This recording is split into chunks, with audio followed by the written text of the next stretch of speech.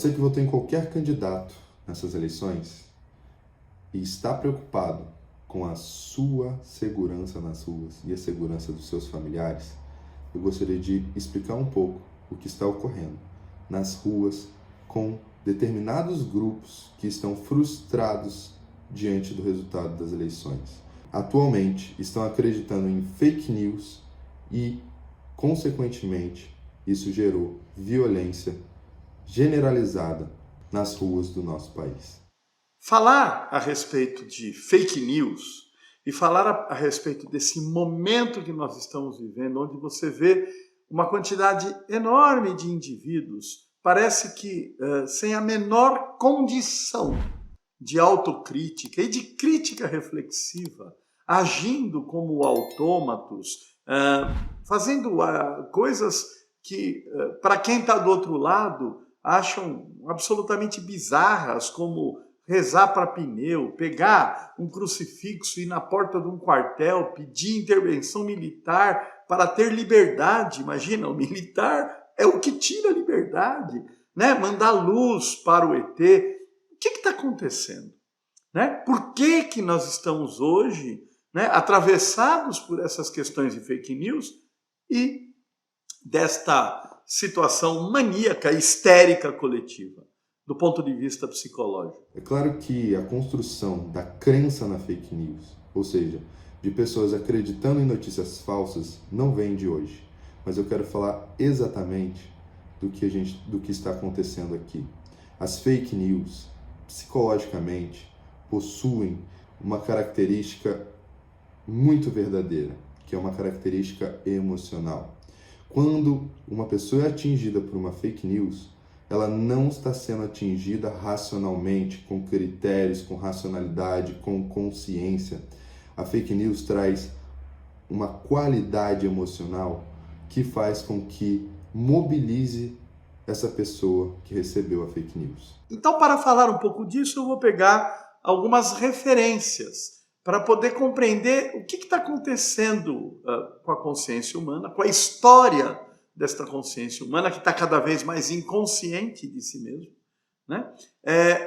Usando como referência Carl Gustav Jung, que é o meu campo de atuação, por estar coordenando cursos há mais de 30 anos nessa área, pelo Instituto Jungiano de Ensino e Pesquisa. Então, o primeiro livro que eu acho que é importante a gente pegar é o livro 4 da coleção do Jung, é um livro bem antigo, ele fez na época que ele estava começando a organizar a sua separação com Freud.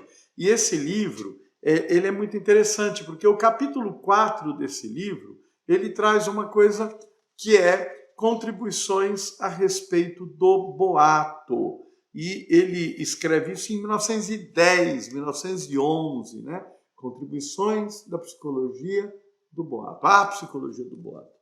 E ele mostra como que uma ideia falsa, um boato, vai ganhando uma dimensão cada vez maior e provocando situações que chegam a catástrofe dentro de um âmbito escolar com meninas adolescentes. E aí ele vai fazer uma análise para entender o que está por trás disso. E ele vai percebendo que o que está por trás disso é uma expectativa de cada indivíduo. Ou seja, aquele grupo de pessoas que passam a acreditar naquilo e acreditar aquilo e propagar aquilo, no fundo, além de estarem tomadas por um princípio que a gente chama de gratificação e recompensa, porque está reforçando as crenças ou o desejo de que aquilo seja verdade, eles passam a compreender que aquela realização é a concretização da fantasia deles.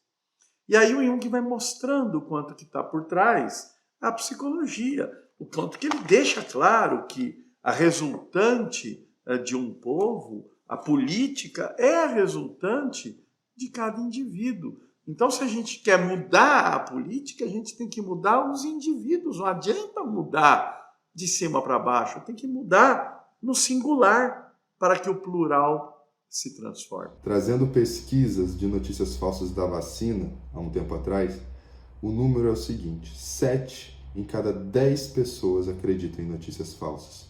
Acreditaram em notícias falsas da vacina. Isso não muda aqui agora, no nosso Brasil.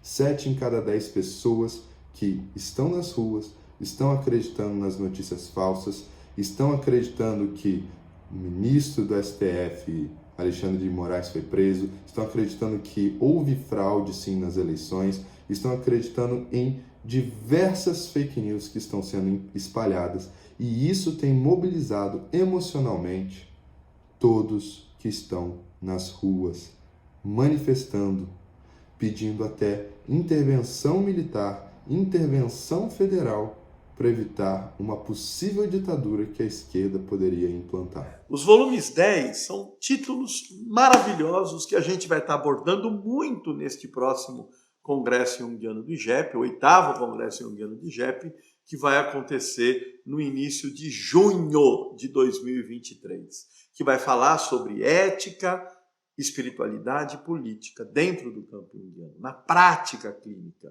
O quanto que isso é uma obrigação de todo ser humano, independente de partido ou de credo, porque a questão tem que ser apartidária ou suprapartidária e absolutamente sem uma filiação a uma confissão religiosa, mas falando da espiritualidade. Então a gente tem o volume 1, que é maravilhoso, que é o presente e futuro. Ele mostra, parece que ele está falando de hoje, só que ele está falando de 1936. Ele está falando do movimento do nazismo. Né? Aí você tem, né, o presente e o futuro. Depois, né, aspectos do drama contemporâneo, maravilhoso. Né? Aí, civilização em transição. Tudo isso há 80 anos atrás. E olha aqui, um mito moderno sobre as coisas vistas no céu. O quanto que as pessoas começam a ver coisas no céu e o que está por trás também da psicologia do indivíduo querer ver essas coisas do céu. Né? Os OVNIs e assim por diante. Ele permeia a arte, ele permeia a ciência, é muito rico. E ele vai mostrando uma coisa que é interessante. Ele diz, olha, a grande massa das pessoas saíram da natureza, se desconectaram do campo da natureza e, consequentemente, dos instintos e da realidade. Eles não lidam mais com os ritmos da vida, não lidam mais com as intempéries da própria natureza e com os fenômenos da natureza. Eles perderam a capacidade de simbolizar, migraram para grandes aglomerações de massas humanas. Passam a exercer um trabalho que a maioria das pessoas não vê sentido, não vê significado.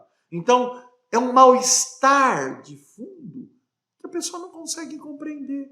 E um trabalho que é obrigado a ser realizado para manter o indivíduo em condições mínimas de subsistência. As fake news estão sendo iniciadoras e mantenedoras dessas pessoas nas ruas, com emoções à flor da pele e dispostas a qualquer coisa. Estamos vendo nas imagens que estão colocando nas redes sociais, pessoas que estão destruindo carros, estão agredindo outras pessoas, levando a reações extremas como atropelamentos, como linchamentos, e nós temos que tomar muito cuidado, porque além de estarem frustradas e não aceitando o resultado democrático que nós vivemos, elas estão reativas, e isso significa que elas podem ir nas ruas às últimas consequências. Não estamos falando de uma maioria do Brasil, não estamos falando de todos os eleitores do Bolsonaro,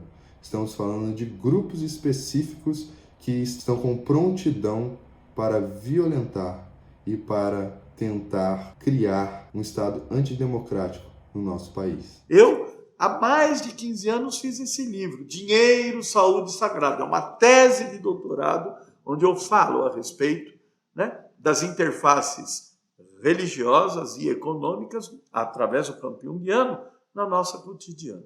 E eu vou deixando claro o quanto que a grande massa está presa numa roda de consumo, dívida e trabalho, precisando, né, trabalhar para pagar as dívidas, senão ele se torna inexistente. Ele se torna negativado, CPF cancelado, como estão brincando por aí, indo até para o literal, porque o cara morre, né? E agora ele não depende dele, ele desconectou da natureza, ele perdeu essa conexão.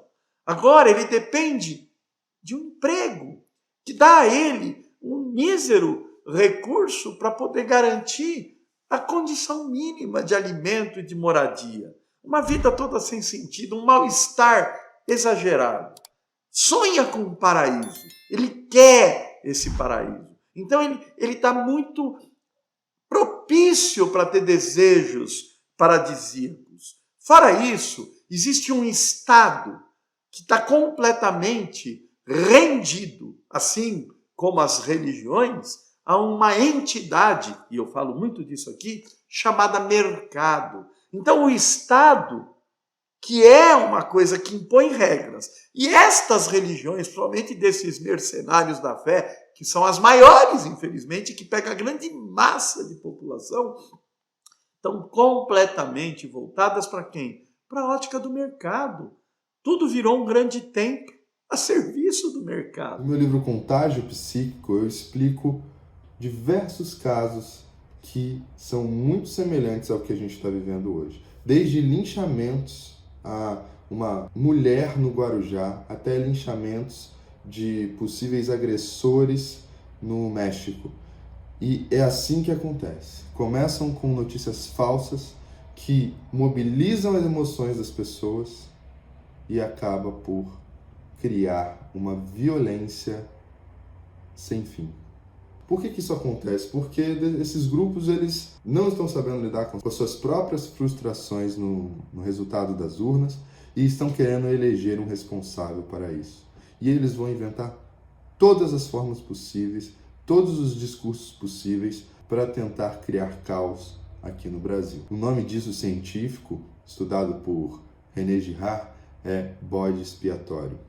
Nos casos que eu estudei foram pessoas, mas o que a gente está aqui vivendo hoje, além de serem pessoas que votaram no candidato Lula, é também a nossa democracia. Então, o que está em jogo aqui não é se você é pró-Bolsonaro ou se você é pró-Lula. O que está em jogo aqui é que essa minoria de grupos está tentando contagiar todo mundo para criar um Estado antidemocrático no país. Então o indivíduo está assustado. E ambos, tanto estas religiões quanto o Estado, produzem medo. E por trás desses boatos, que a gente chama de fake news, está o medo. E aí o medo, mais esse mal-estar de fundo, mais essa desconexão dos instintos e da natureza e dos ritmos, a incapacidade de simbolizar, deixa o indivíduo completamente suscetível a surgir alguma liderança de alguma forma prometendo um paraíso. E aí essa pessoa vira um mito, vira um Führer, vira um Hitler, vira um Duce, um Mussolini, ou pode virar um fascistoide qualquer de primeira onda, de primeira mão. Então é assim que as coisas vão acontecendo. E essas pessoas que estão aí, tomadas por esse padrão histérico, sonhando com alguma coisa mágica para poder resgatar a possibilidade do advento de um líder que lhe prometa o paraíso, é muito presente. Então, daí que está a origem. Toda a origem está no indivíduo que se massificou e que perdeu a capacidade de autorreflexão, perdeu a capacidade de se conectar com si mesmo e, consequentemente, com o verdadeiro sagrado. Porque o sagrado não está em templo nenhum. Como Jung diz, a gente tem que ir nos templos não para encontrar Deus, e sim para levá-lo, porque ele está no íntimo de cada um de nós. E a hora que o indivíduo se conecta com essa divindade, ele se sacraliza. E aí ele vai ganhar aquilo que nós chamamos como base de todo o princípio de uma análise junguiana. Autocrítica. Eles não conseguem ter. Já começa aí. Reage, porque está tomado pelo circuito de gratificação e recompensa, para falar mal do oposto, e para falar bem daquilo que acredita, independente de crítica. Sem autocrítica não tem autoconhecimento. Não vai ter reconhecimento da sombra. E sem o autoconhecimento não vai jamais adquirir autonomia. E aí vai querer quem? Um protetor mágico para oferecer o paraíso. É assim que funciona, infelizmente. E eu deixo vocês aqui com a seguinte frase de Carl Gustav Jung. Via de regra, quando o inconsciente coletivo se torna verdadeiramente constelado em grandes grupos sociais, a consequência será uma quebra pública, uma epidemia mental que pode conduzir a revoluções, guerra ou coisa semelhante. Tais movimentos são tremendamente contagiosos.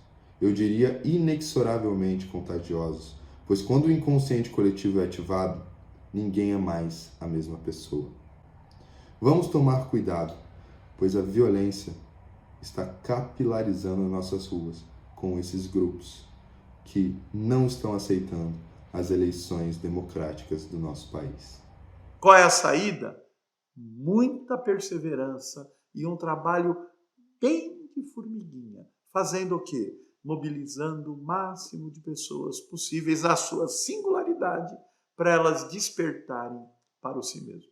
Que é isso que nós fazemos aqui no Campo Jungiano e tentamos fazer usando todas as ferramentas que nós temos nas nossas mídias sociais do IGEP, em vídeos, em artigos, em publicação das monografias no site, passando isso para o maior número possível de alunos, porque, de fato, o indivíduo que se conecta com si mesmo, ele passa a ser responsável com os demais indivíduos. Para quê? Para que eles também se conectem com si mesmos.